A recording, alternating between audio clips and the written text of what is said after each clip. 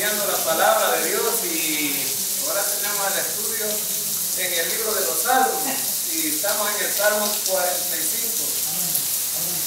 Ya estuvimos 2 horas, ¿verdad?, en el instituto y dice un verso, ¿verdad?, que se marchita la hierba, se seca la hierba, se marchitan las flores, pero la palabra de Dios permanece para siempre.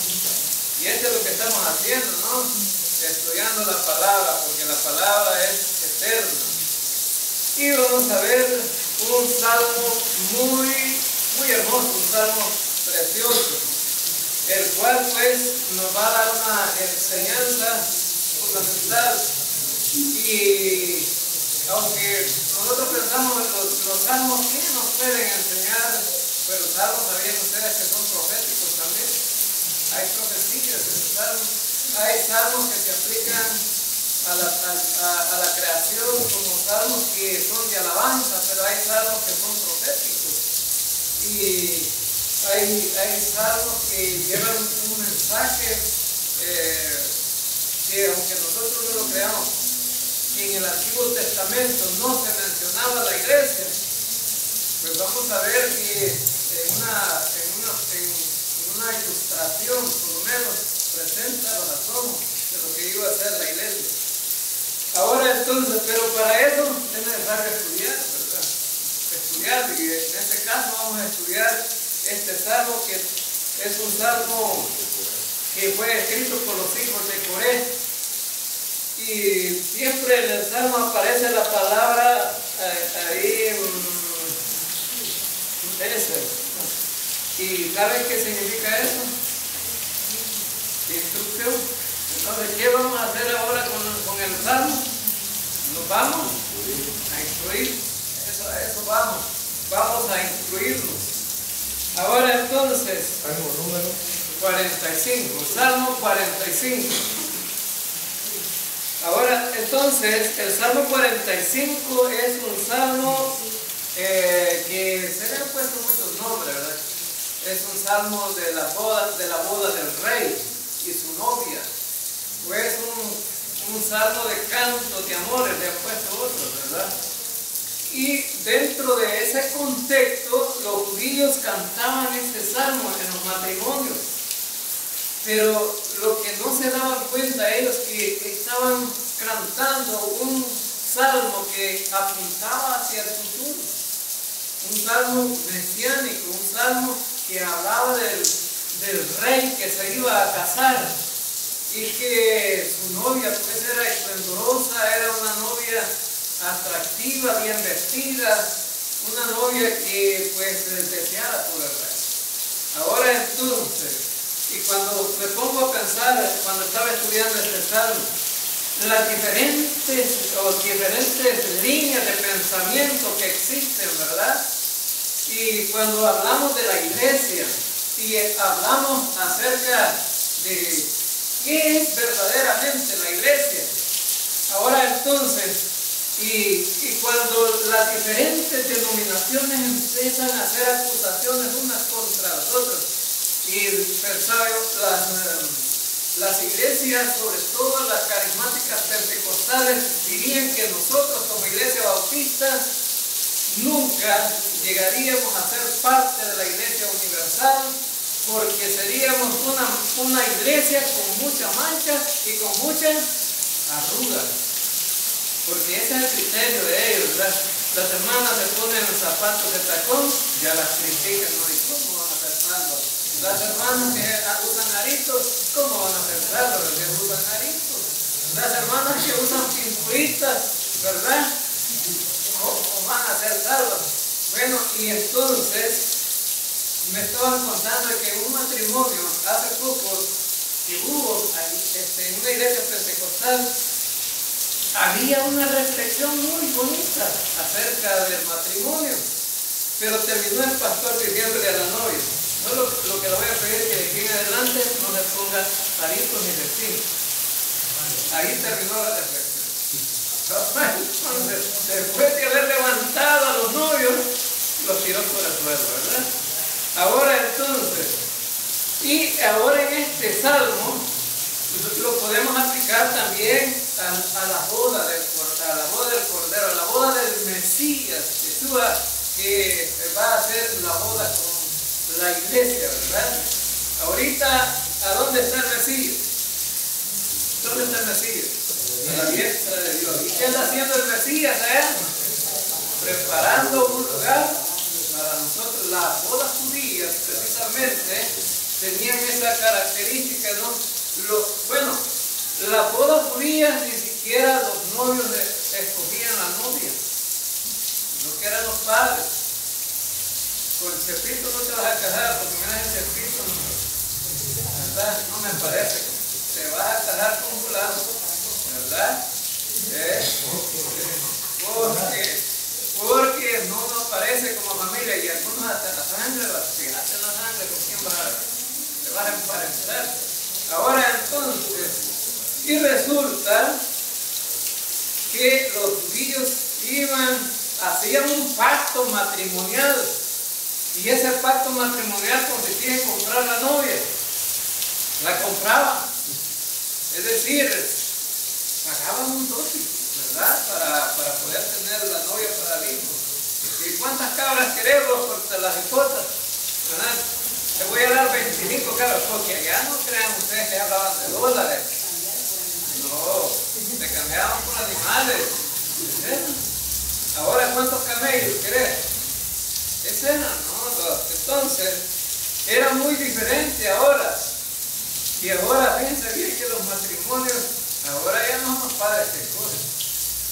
Y el cipote o la cipota se le mete que va a ser con Chepito y con Chepito, con ese me voy, ¿verdad?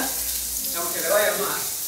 Ahora entonces, y resulta que precisamente, y luego el novio ya teniendo la novia que ya está lista para que, es decir, está comprometida, entonces se va a preparar la casa, va a construir la casa para llevar a la novia. Entonces es lo que pasó. Ya la iglesia ya fue comprada con la sangre de Cristo, ¿verdad? El dote ya se pagó. Pero ahora Cristo, ¿qué anda haciendo? Anda preparando una casa para la iglesia o para la novia. Ahora, luego el novio judío viene con una multitud a traer a la novia y una gran procesión, y van cantando, ¿verdad? Y hacen su gran pachanga. Los judíos son alegres, ¿no? En la boda. Y luego pues Cristo va a venir otra vez a traer la iglesia. Y nos vamos, ¿verdad? Con Cristo. Amén, hermanos. Nos vamos con Cristo. Bien, entonces, después de esta ilustración, vamos a ver aquí en el Salmo 45, empieza con un versículo sobre quien escribe el Salmo. Ahora entonces dice: rebosa mi corazón palabra buena, dirijo al rey mi canto, mi lengua es pluma de escribiente muy ligero. En otras versiones muy hábil. Es decir, el escritor era un poeta, ¿no? Que se iba a encargar de escribir un salmo, y que a través de este salmo, bien, entonces estaba diciendo que su lengua, ¿verdad? Es decir, la boca de él, a través de la palabra de él, iba a salir algo muy bueno, algo muy bueno. Ahora entonces, y en el versículo 2 dice: eres el más hermoso de los hijos de los hombres. Ahora, hermanos, cuando dice que eras más hermoso que los hijos de los hombres, precisamente está hablando del Mesías, aunque este salmo se lo han querido aplicar a David, se lo han querido aplicar a Salomón, pero no concuerda, porque los versículos, precisamente, hay versículos de este salmo que los vamos a encontrar en referencia a Cristo en el Nuevo Testamento. Y por eso, ¿verdad? Es una referencia a Cristo. Eres el más hermoso de los hijos de los hombres. Ahora, hermanos, dicen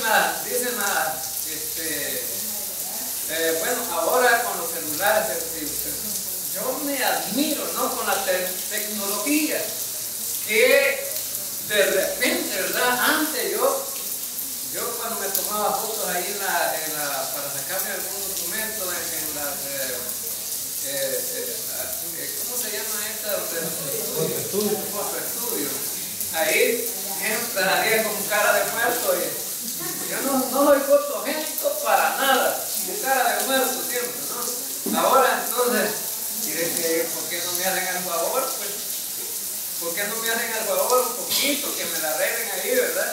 Todavía como con la cara jalada, como con una semana de desvelo, ¿verdad? Ahora entonces, unas tamañas ojeras, pero no me le hacen el favor aquí, ¿verdad? Ahora entonces, pero dice que Cristo es el más hermoso de los hijos de los hombres, hermano. Qué maravilloso. Y fíjense, ¿saben qué? ¿Cuántas fotografías hay de Cristo? ¿Cuántas fotografías hay de Cristo? Las que conocemos son españolas, bueno, aquí en Guatemala tienen unas que son indígenas, ¿no? ¿Verdad? El Cristo negro. Ahora entonces, allá por exagerar las imágenes que tienen las trajeron de España. Y miren, todos como que fueran españoles, todas las imágenes ahí, ¿verdad? La imagen de un hombre español. Ahora entonces, en la Biblia no encontramos un dato que tenga una referencia a la imagen de Cristo, que sea como un hombre normal. Porque en Apocalipsis, ¿cómo es la imagen de Cristo? Rostro de sol, ojos de fuego, pies bruñidos, dice, como el bronce. Ahora entonces vemos ahí, usted hágase la imaginación, usted como es Cristo entonces. El pelo blanco. Pelo blanco. Ahora entonces, en Isaías 52, en versículo 14, dice que allí la referencia es a que Cristo, ¿verdad?, fue totalmente desfigurado. Y dice que fue así para que le deseemos. Es decir, ahí aparece que Cristo fue totalmente desfigurado por la golpiza que le dieron los romanos cuando fue capturado. Pero en sí no tenemos una referencia física que pueda decir realmente, ¿no?, una característica como cómo era el Hijo del Hombre. Sabemos que los judíos eran nariz aguileña, pómulos salidos y, bueno, morenitos y, bueno, pero no tenemos el manto de Tlín, que hace la imagen que tiene referencia, pues no se ha comprobado realmente, ¿verdad? Que esa es la imagen.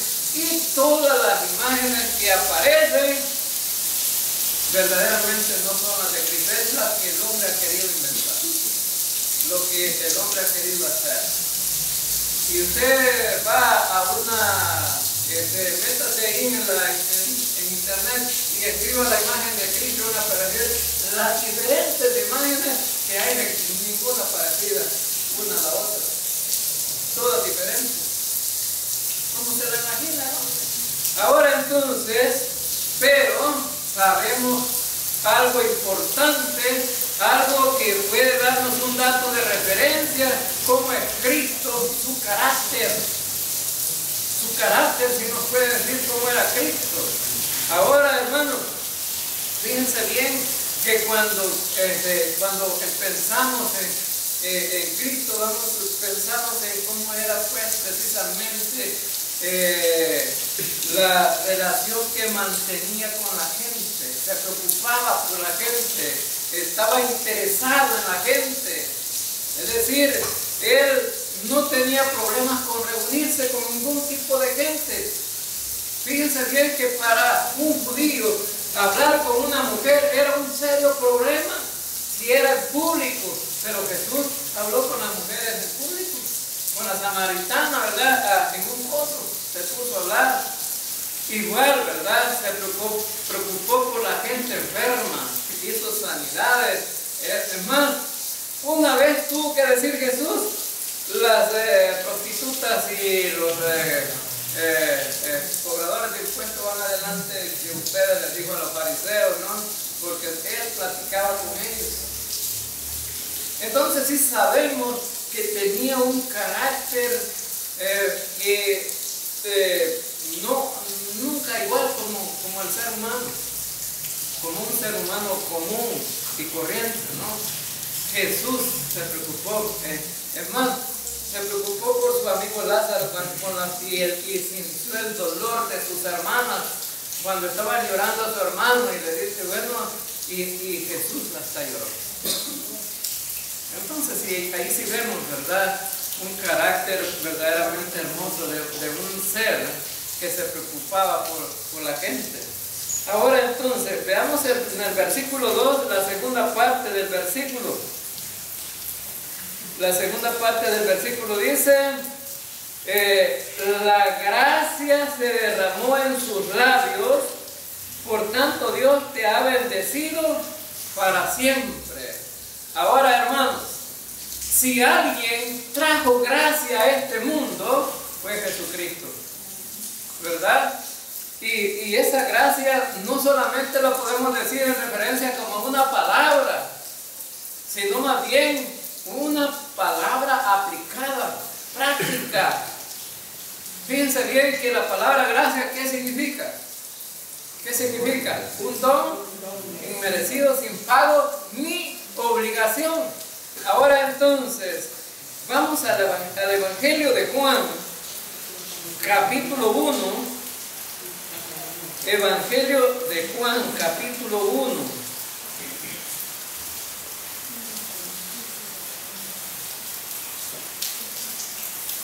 Evangelio de Juan, capítulo 1. Oiga, si alguno deja una Biblia que sea más grande que esta, porque esta tiene letra muy pequeña. Estoy usando una Biblia abandonada.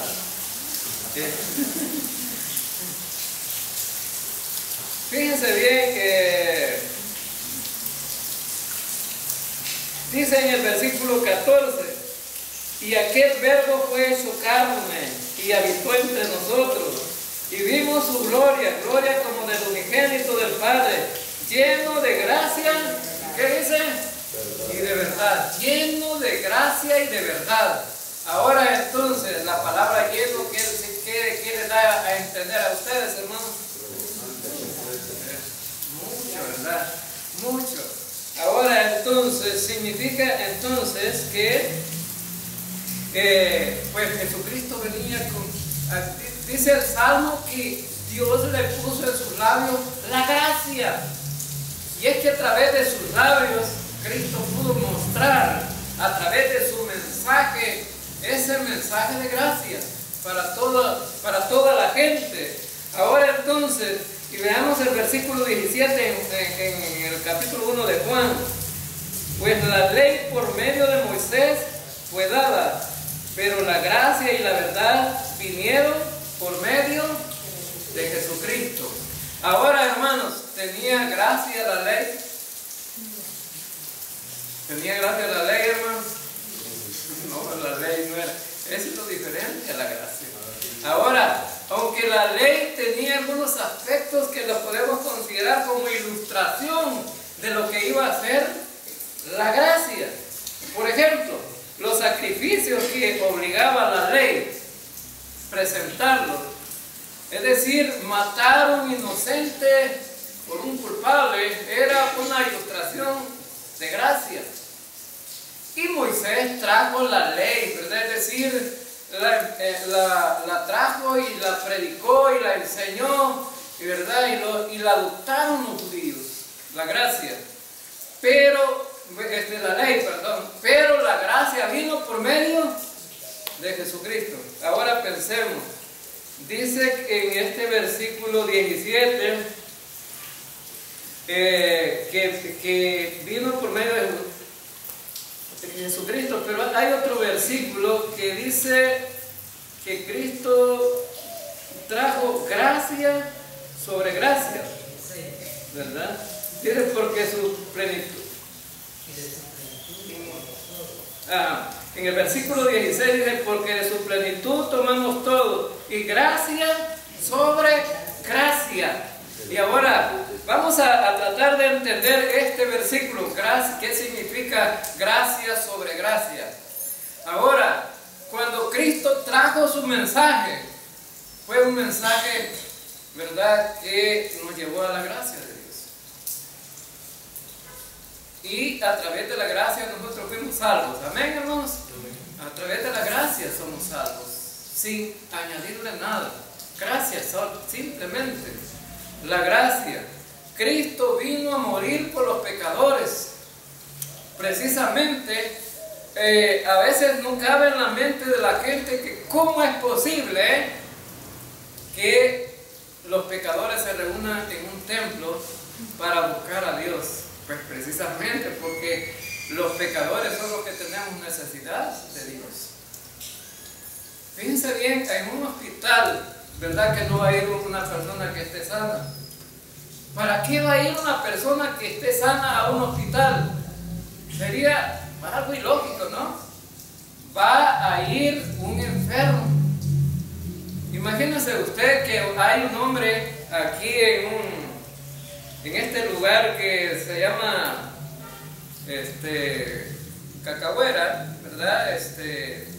Y para aclarar aquí en internet, para que no entienda que es algo malo, Cacahuera es un nombre que dice que significa lugar donde hay mucho cacao, pero ese es el nombre indígena, Cacahuera.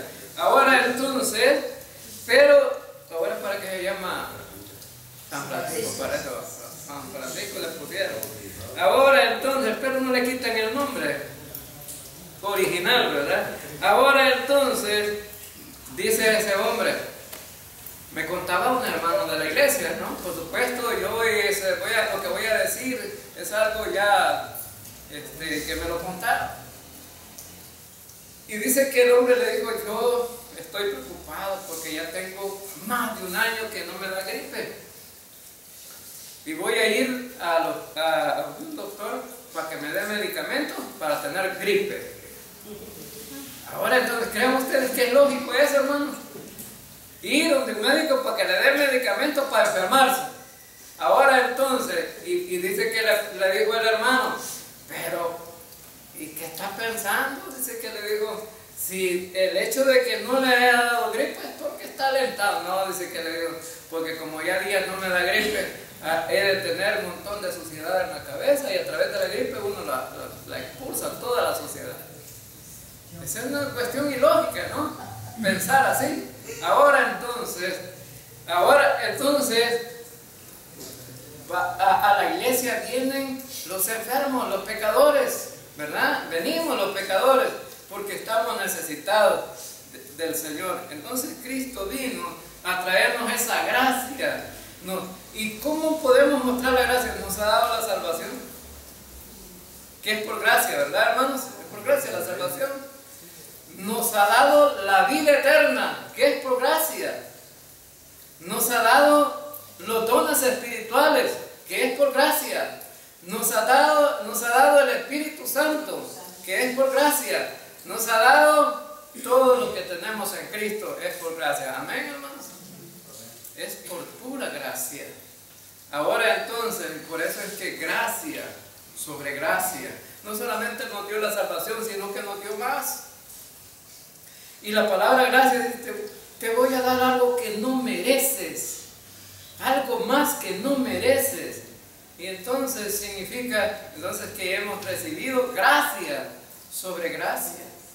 Ahora entonces, y dice que el Señor pues puso en sus labios la gracia. Ahora entonces, ese mensaje, hermanos, del Evangelio, cuando lo predicamos, pensemos que estamos predicando aquello que Cristo quería que predicáramos. Porque si estaba en los labios de Cristo, debe estar en los labios nuestros también. Ese mensaje de salvación para la gente que está necesitada. Y porque aquella gente que no sabe cómo ser salvo, necesita pues ese mensaje de salvación. versículo, y dice que Dios lo ha bendecido para siempre. Bien, versículo 3. Ciñe tu espada sobre el muslo, oh valiente, con tu gloria y con tu majestad. Ahora, hermanos, cuando Cristo vino a pelear a este mundo, no. Bueno, peleaban con él algunos religiosos que andaban detrás de él ahí, ¿verdad? Ahora, la espada en el muslo significa señal de no guerra. Porque cuando se desenvaina la espada, es que es la guerra, ¿no? Cuando decía un señor, mira, le decía a la señora, ¿verdad? No permitas que desenvaine la espada, porque te va a ir mal. Era una amenaza para la señora, ¿verdad? Cuando se ponían a pelear. Y entonces, le decía el hijo, ¿y cuál es la vaina que vas a desenvainar, papá? Le dice, bueno, entonces, vos callate, solo nosotros sabemos.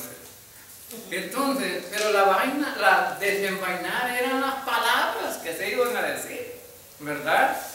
Eran insultos precisamente. Ahora entonces, cuando Cristo vino, dice que trae, la espada en este salmo, dice, está en el muslo.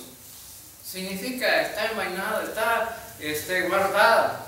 Ahora, ¿por qué? Porque Él traía un mensaje de gracias, ¿no? No era un mensaje de, un día Cristo va a venir. Va a venir como un guerrero, como un vencedor, como un victorioso. En la primera venida, Cristo vino simplemente como el siervo que se sometió y sufrió, el siervo sufriente, sufrió aquí en esta tierra por todos los pecadores y se sometió y lo hizo voluntariamente. Porque dice el Evangelio de Juan, capítulo 10, versículos 17 y 18, dice, yo doy mi vida o pongo mi vida, a mí nadie me la quita, la pongo de mi propia voluntad. Ahora entonces, significa que Él se entregó voluntariamente. Y dice, la pongo y la vuelvo a tomar, porque Él tiene el poder y el control de tomar su vida otra vez. Ahora entonces, y eso es lo que pasó en su primera venida, pero la segunda venida va a venir como un guerrero. Pero ¿sabe qué va a usar, hermanos? Irá a usar una espada literal así, ¿verdad? A pelear con los demás. Dice que cuando Cristo venga, ya ni los machetes, ¿verdad? Que a lo mejor van a existir. Ya están desapareciendo. Ya casi no se ocupan los machetes. Ahora entonces, pero ¿sabe? La guerra que va a haber cuando Cristo venga va a ser una guerra tremenda, nuclear. Van a dispararle a Jesucristo, ¿no? Pero ¿sabe qué hace Cristo? Solamente tiene que hablar, decir una palabra. Ahora entonces Jesucristo tiene el poder en su boca para ganar una guerra, ¿no? Ahora entonces dice en el versículo, ciñe tu espada sobre tu muslo, oh valiente, con tu gloria y con tu majestad. En tu gloria sé prosperado. Cabalga sobre la palabra de verdad, de humildad y de justicia. Ahora, hagámosle una observación a este versículo. Dice este versículo, en tu gloria sé prosperado. Ahora, ¿y a dónde es la gloria, hermano? ¿A dónde es la gloria? ¿Aquí en la tierra o en el cielo? En el cielo. En tu gloria ser prosperado. Ahora, significa que allá va a ser la máxima expresión de la ganancia o de lo que Cristo ganó aquí, ¿verdad? Para llevarlo al cielo. Es decir, cada persona salva, cada creyente en Cristo, es lo que Cristo ganó. Amén, hermanos. Eso es lo que Cristo ha ganado. Ahora entonces, y en Isaías 53 dice que Cristo a través del sacrificio, Él iba a llevar a muchos al cielo. Iba a llevar a muchos al cielo. Ahora entonces, ¿por cuántos murió Cristo, hermanos? Por todos. Pero de esos todos serán muchos los que van a ir al cielo, pero no todos. Ahora entonces, y dice ser prosperado, cabalga sobre la palabra de verdad. Ahora, la palabra cabalgar. Ahora, ¿qué imagen ilustra esto, hermanos? ¿Qué imagen? Cabalgar. Montado en un caballo. Pero cuando habla de la palabra, está hablando acerca de lo que Él puede decir. Es decir, es simplemente una ilustración que nos enfoca cómo, ¿verdad?, ir hacia adelante. Entonces, a través de la predicación de la palabra. Ahora, la palabra de Dios es importante en la vida de los creyentes, hermanos. Sí. Y por eso es que nosotros motivamos, insistimos en que los creyentes necesitan estudiar la palabra de Dios. Fíjense bien que en Hebreos capítulo 4, versículo 12 dice que la palabra de Dios es viva y eficaz y más cortante que una espada de doble filo. La palabra espada aquí en el griego es una palabra que se escribe machairas, que significa una espada pequeña de doble filo. ¿Sabe para qué lo usaban los romanos? Lo usaban para pelear cuerpo a cuerpo con con su enemigo. Y tenía doble filo porque era muy fácil para derrotar a su contrincante. Porque usaban varias espadas. Usaban una gran espada grandota que no tenía filo, casi que mataban al golpe. Pero la palabra de Dios dice que la compara con esa machada y dice que puede penetrar a lo más profundo de la vida de un ser humano. La palabra de Dios, más cortante que una palabra de doble filo, que penetra hasta ¿dónde dice la Escritura? Hasta los tuétanos. ¿Y cuáles son los tuétanos, hermano? Es aquella cosa que está en medio de los huesos, ¿verdad? Que cuando usted hace la sopa de res, ¿qué es lo que hace? Empieza a chupar, ¿verdad? Usted, qué bueno está, dice, ¿verdad? Ahora entonces, significa que la palabra de Dios puede, esta es una ilustración de lo que puede hacer la palabra de Dios en la vida de un ser humano.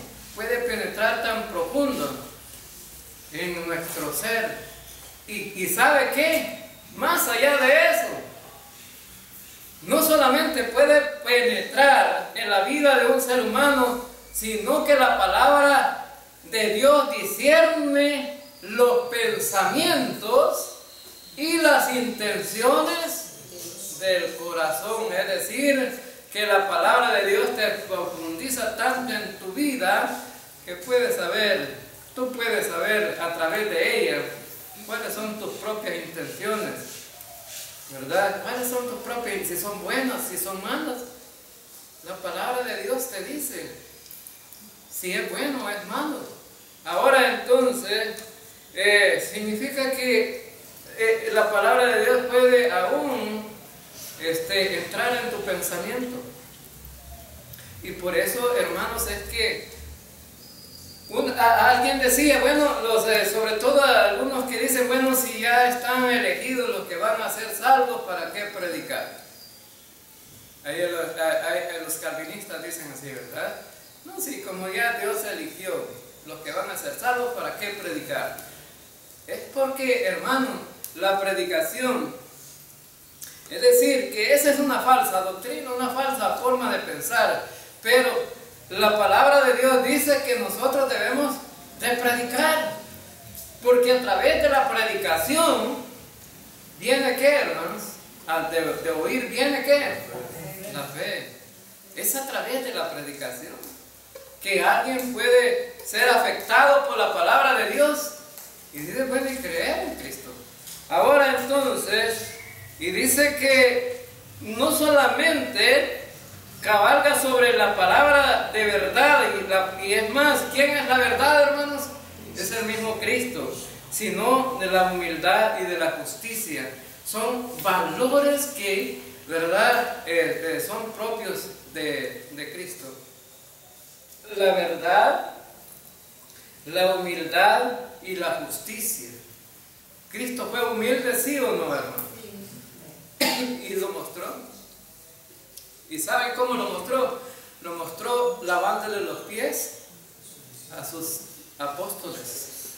Y entonces ese lavatorio de pies, ellos pensaban, bueno, ¿qué cosa, verdad? Que yo no me dejo, dijo Pedro, a hacer eso, porque ese era un trabajo ¿para quién? Para esclavos. Un trabajo era lo más discriminante que había. Un esclavo lavando los pies era el trabajo más bajo, ¿verdad? Pero no, ¿verdad? Cristo les dice, ustedes quieren ser humildes, deben hacer esto, deben de bajarse. Es decir, un principio que estaba enseñando ayer era la humildad. Entonces, ahora la gente lo practica, pero precisamente no era una doctrina esa, simplemente lo que quería enseñar Cristo era la humildad. ¿Cómo practicar la humildad? Podía ser haciendo otra cosa también. Ahora entonces, y dice, bueno, la humildad y la justicia. Cristo vino a ser aquel que nos impartió la justicia a todos nosotros. Por Él fuimos justificados. Por Él fuimos justificados. Nosotros como culpables ante Dios fuimos justificados por el Rey de Reyes y Señor de Señores. Es decir, esa justicia nadie la tenía, porque el que impartió justicia era el Santo, ¿verdad? Ahora en este tiempo, hermanos, la justicia es una changoneta, ¿no? La gente dice, vamos a impartir justicia, y de repente se ponen de acuerdo, me das tanto, yo te doy tanto, y arreglamos esta cosa así, ¿no? Y una vez me llamaron de un juzgado, porque iba en un bus que hubo un accidente. Yo iba en el bus y entonces iba para la universidad, y yo iba un poco desvelado todavía para un examen, y resulta que cuando íbamos allá en la cuesta, el Jalacatal, ya buscando para el lado de San Miguel, en un crucero que ahí salió un carro lleno de gente, y el bus que iba a pegarle al carro, entonces el bus se metió al potrero y fue casi a caer encima de una casa ahí. Entonces yo, como iba preciso, ni me fijé, ni me golpeé ni nada, salí del bus, salí la carrera a agarrar otro bus porque ya era la hora del examen. Y resulta que allá en la universidad andaban buscando al perdido porque no lo hallaban, ¿verdad? Pensaban que me había muerto quizás, ¿no? Y preguntaban por mí. Y todos los edificios de la universidad estaban preguntando que me habían visto. Y yo haciendo el examen. Pero quiero decir, es que cuando no pudieron buscar otro testigo, de repente me pusieron de testigo de mí que iba ahí, ¿verdad?, en el bus, para que contara cómo había sido. Entonces, y cuando llego al juzgado y veo que no había nadie, me senté en una silla ahí a ver qué me decían. Y de repente llega un abogado y me sienta a la par. Mire, me dice, ya tenemos arreglado todo. Sí, mire, usted solo le va a dar tanto, $500 al fulano, que fue que salió un poquito golpeado. De ahí ya todo está arreglado, ya con el fiscal y todo ya está arreglado, todo. Disculpe, le dije yo, ¿y de qué me está hablando? Y que no es usted el dueño del bus. No soy nada. Yo de testigo me han llamado. Pues discúlpeme, pero se puede ir porque ya está arreglado todo. Miren qué tremenda la justicia aquí, ¿verdad? Ahora entonces, pero Cristo fue excelente en justicia, ¿no? Bien, veamos entonces, y dice en el versículo 5, bueno, el versículo también dice, y tu diestra te enseñará cosas terribles, tus saetas agudas con que caerán pueblos debajo de ti, penetrarán en el corazón de los enemigos del rey. Ahora entonces, Dice, saetas agudas con que caerán pueblos debajo de ti. Ahora, hermanos, una de las dos cosas importantes aquí, de dos formas, ¿no? Los pueblos que no se opusieron, ¿verdad?, al Evangelio, han sido flechados en su corazón porque han adoptado, ¿verdad?, el Evangelio, y Cristo está en sus vidas, y esta es una ganancia para Cristo. Ahora, pero también un día Cristo va a castigar a los rebeldes, a los que se opusieron, a sus enemigos. Es decir, de todas maneras, Cristo va a punta y al corazón de la gente, ¿no? Y a través de la predicación del Evangelio, ese es precisamente lo que hacemos cuando predicamos el Evangelio, ¿no? Apuntando al corazón. Pero también aquellos que se negaron a confiar en Cristo van a ser castigados. Ahora, y solo hay dos lugares para esta vida que tenemos aquí. Debemos elegir dos lugares hay. Uno, el cielo, y otro, el infierno.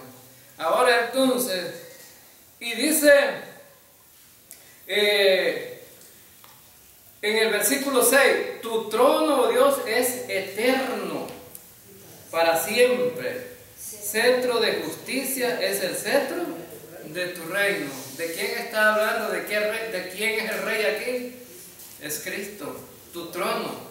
Ahora, y fíjense bien, queremos asegurarnos que verdaderamente está hablando de Cristo. Vamos a Hebreos capítulo 1. Hebreos capítulo 1. Hebreos capítulo 1.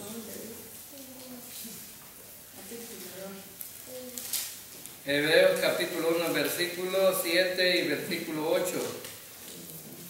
Dice, ciertamente de los ángeles dice, el que hace a sus ángeles espíritus y a sus ministros llama de fuego. Mas del Hijo dice, tu trono, oh Dios, por el siglo del siglo, cetro de equidad es el cetro de tu reino. Has amado la justicia y has aborrecido la maldad, por lo cual te ungió Dios, el Dios tuyo, con óleo de alegría más que a tus compañeros. Ahora, entonces, ¿de quién está hablando este pasaje? Está hablando de Cristo. Y fíjense bien, que ¿quién es Cristo aquí en el versículo 8? ¿Quién es Cristo en el versículo 8? De Dios, porque ¿y quién le dice Dios? Dios le dice Dios ¿a quién? A Cristo. Fíjense bien, si quieren desarmar ustedes a los testigos de Jehová, mencionan ese versículo. En una ocasión estaba un testigo de Jehová evangelizándome y me estaba evangelizando con la Trinidad. Me dijo, ustedes creen en la Trinidad y que Dios es tres personas. Mira, le dije yo, no es que yo lo crea, sino más bien que la Biblia lo dice. Y si la Biblia lo dice, yo tengo que creerlo. Ahora entonces, no, me dice, ¿cómo te pones a creer que Dios va a ser en tres personas? Ahora, porque Cristo no es Dios, me dijo. El Espíritu Santo es una fuerza activa y el único que es Dios Padre. Bueno, le digo entonces, ¿y qué significa entonces Cristo para ti? No, me dice, simplemente es un ayudador de Dios Padre. Ahora, vamos a Hebreos capítulo 1, versículo 8 y leamos ese versículo. Le dije, ¿verdad? Y le digo, ¿de quién está hablando ese versículo? Y empezó a leer, y le lo puse a leer a él. Y me dice, bueno, me dice aquí, dice que del Hijo, entonces el Hijo de Dios. Ajá.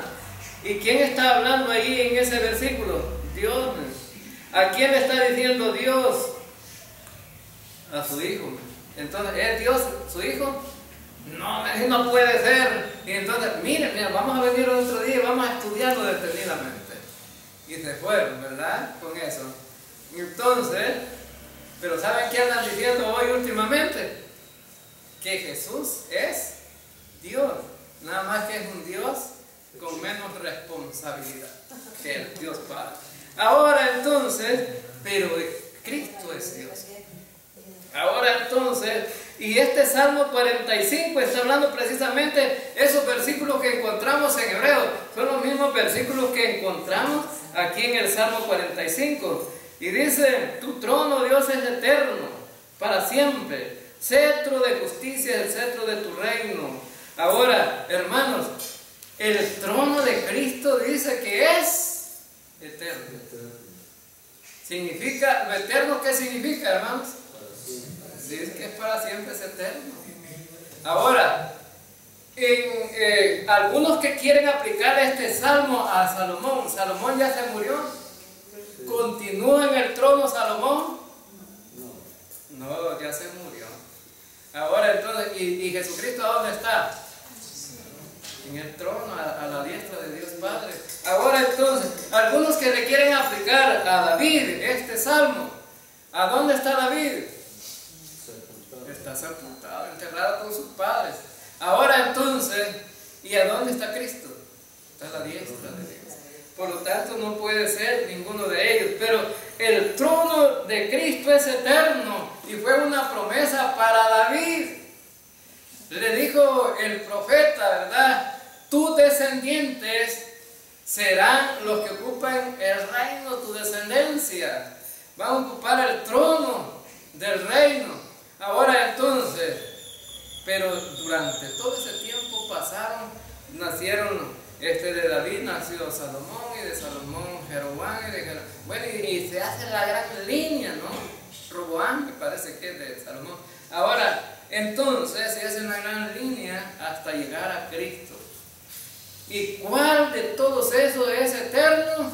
De toda esa línea genealógica, solo Cristo. ¿Pero van a ser eternos estos otros también? Sí, porque un día van a resucitar con Cristo, ¿no? Y entonces, y estarán también en el reino. Ahora entonces, pero el trono es para Cristo. Entonces dice que es es eterno y es un cetro de justicia y el cetro de su reino. Ahora en el versículo 7 dice, has amado la justicia y has aborrecido la maldad. Por tanto te ungió Dios, el Dios tuyo, con óleo de alegría, más que a tus compañeros. Ahora entonces, y en Hebreos que leímos, ¿a cuál de sus ángeles dice, mi hijo eres tú? ¿Verdad que ningún ángel le dice hijo? No, pero a Cristo le dice. Y entonces, por eso es que dice que es un lugar especial que ocupa Cristo. Ahora entonces, tus compañeros se refiere a los ángeles. De alegría, más que a tus compañeros. Bueno, sería todos los demás, ¿no? Que pueden estar, más que Hebreos que pinta aquí, que menciona a los ángeles, menciona luego los sacerdotes y todo comparados con Cristo, pero Cristo es superior a todos, ¿verdad? Ahora entonces, porque ahí en Hebreos compara también a Cristo con los ángeles, ¿no? Ahora entonces, y vemos más que a tus compañeros. Mira, mirra y óleo casi exhalan todos tus vestidos, desde el palacio de marfil te recreas. Es decir, nos ponemos a pensar aquí, ¿no?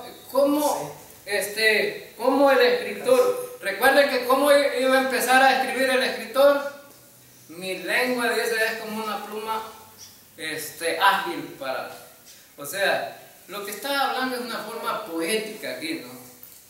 Y está hablando cómo él se imagina, ¿verdad? Cómo él cree que es, pues, la vestidura de Cristo. Ahora nosotros, a través de todo lo que conocemos de Cristo, sus vestiduras, ¿verdad? Sus vestiduras que conocemos de Cristo, Son como las que pinta aquí, hermano, las vestiduras que conocemos de Cristo. ¿Cuántos vestidos se puso Cristo cuando anduvo aquí en esta tierra? Una sola túnica. En el Apocalipsis aparece Cristo, pero ¿cómo la túnica, cómo está la túnica de Cristo? ¿Llena de perfume? En Apocalipsis, cuando está a la par del trono de Dios, parado como el cordero, dice que está manchado de sangre, está manchado de sangre. Inclínate a Él porque Él es tu Señor. Aquí que vemos el respeto y todas esas cualidades, ¿no?, que deben de haber en el matrimonio y todo eso. Ahora, las hijas de Tiro vendrán con presentes e implorarán tu favor los ricos del pueblo. Ahora está hablando de gente extranjera que vendrán a la boda y traerán los regalos.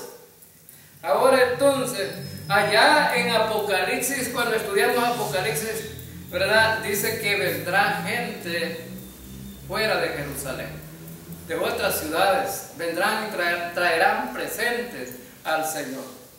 Ahora entonces, versículo 13, vamos a ver si podemos terminar. Toda gloriosa es la hija del rey en su morada, de brocado de oro es su vestido. O sea que vemos aquí una